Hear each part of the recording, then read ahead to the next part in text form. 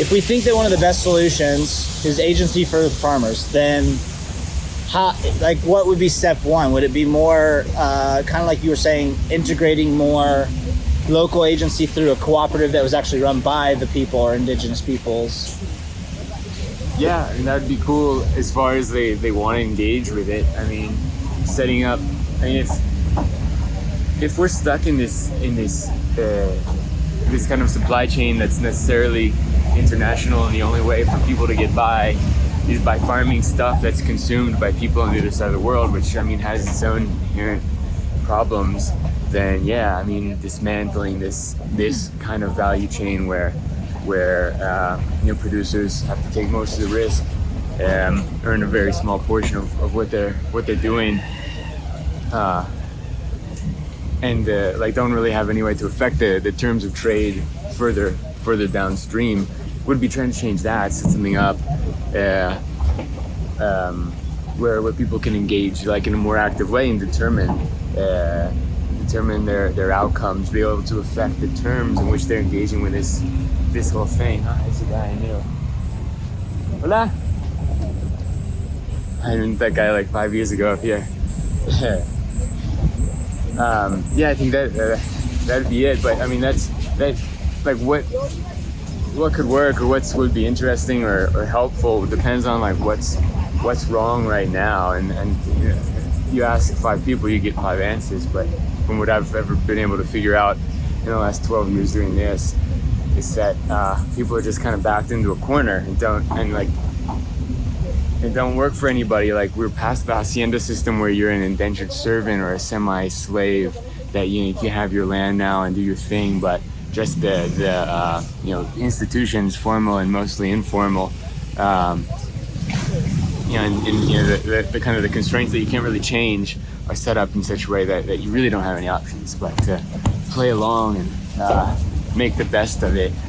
And that gets harder and harder because, the way capital has to reproduce itself, margins have to get fatter and fatter downstream and up here. As long as people don't have any options, as long as the opportunity cost of not growing coffee is low, as long as there's nothing else you can grow that works better than coffee, or another thing you can do that's culturally acceptable and provides you a better livelihood, then you just kind of have to take it.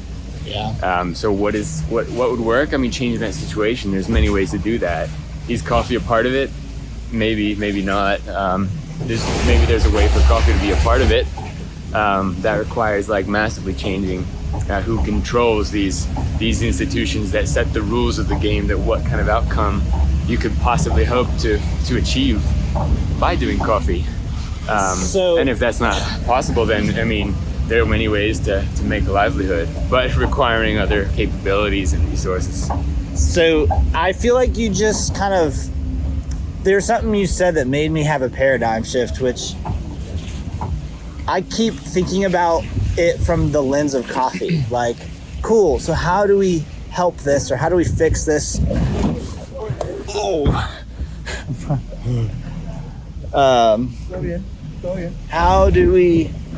How do we fix this from coffee perspective? But you're almost suggesting it doesn't have to even have coffee involved, because it's not about the coffee, it's about the people. And so if we're suggesting giving them agency and then actually evaluating what's best, that may not necessarily include coffee, or at least to the same level that it does now. Yeah, I mean, depending what kind of capabilities can be achieved with whatever resources might be able to be found, engaging with coffee might be able to provide a better livelihood or a better lifestyle for people than it does now, but it may only get so good. Whereas if people had the resources and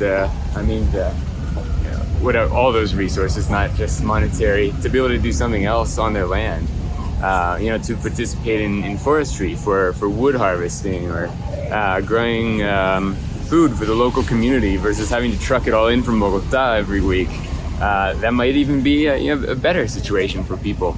More similar to how things worked before coffee was introduced, before the Spaniards introduced cash crops for export. I mean, working with cash crops for export, especially global commodities traded on exchanges, has its own set of complications. You've got to deal with these folks in other parts of the world that are subject to different rules with different access to resources. And it may be just impossible to engage with global supply chains in a way that gives you legitimate agency over the terms of trade. I mean, an example is cost of capital. Everybody needs capital to be able to move product. Now that everybody already has it, if everybody was working with what they had, then it wouldn't be a big deal. But not an option today. And I mean, here you can't get a loan. You can't get a line of credit to be able to move coffee around. And if you're one of the privileged few who can, you're going to be paying like, I don't know, 25, 30% a year, and you're going to be selling to people. Oh shit! I think we're fucked. I don't know. But you're going to be selling to people and negotiating payment terms and prices and delivery dates, who also are, in Switzerland and have access to much more capital at 1/4 or less the interest rate. So, I mean, you need them more than they need you, just because of that cost of capital. So they've got an upper hand setting the terms. And over the years, as that happens, you get weaker and weaker. They're able to hedge risk of a super volatile commodity price, which another thing. You're not. Every time there's a shock, you lose a little bit, and they're fine because they're hedged.